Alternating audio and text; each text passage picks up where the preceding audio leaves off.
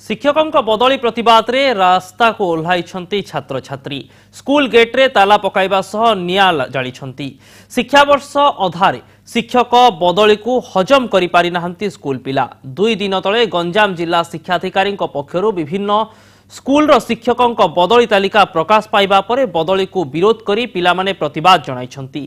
शिक्षकों बदली बातिल करिबा दाबी रे आंदोलन करिछंती।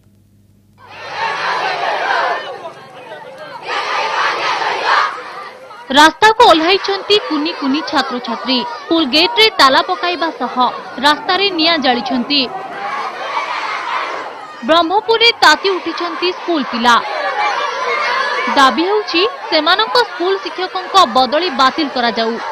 यदि आम कथा न सुनबे आमे दिन राति न बुझी आमे एठी रहबू। सारंगु मन पकई आमे जेमती होचो आमे सारंगु स्कूल को आनी आमे एई स्कूल को आथरे उचित करी आमे पाठ पढू।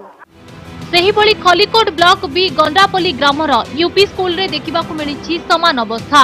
शिक्षयित्री बदली प्रतिवाद रे रास्ता को ओह्लाई कुनी कुनी छात्र छात्री अभिनव ढंगरे प्रतिवाद करी रास्ता रे बसी पाठ पढ़ी एही कुनी कुनी पिला। बेसी पिला अछंती किंतु आमे जदी गुरमा पळेले आमे पढी पारिबु। आमे जदी गुरमा जदी रहिबेनी होले आमे रास्ता रे रहि के पाठ पढिबु। 2 दिन पूर्व गंजाम जिलार जिला शिक्षा अधिकारी प्रकाश करिसेंती बदली तालिका। जिलार अनेक स्कूल रे विभिन्न विभाग रे जणे लेखाई शिक्षक थिबा बेले एही बदली द्वारा सेही विभाग रो शिक्षक संख्या 0 को पहुंची जाइछि।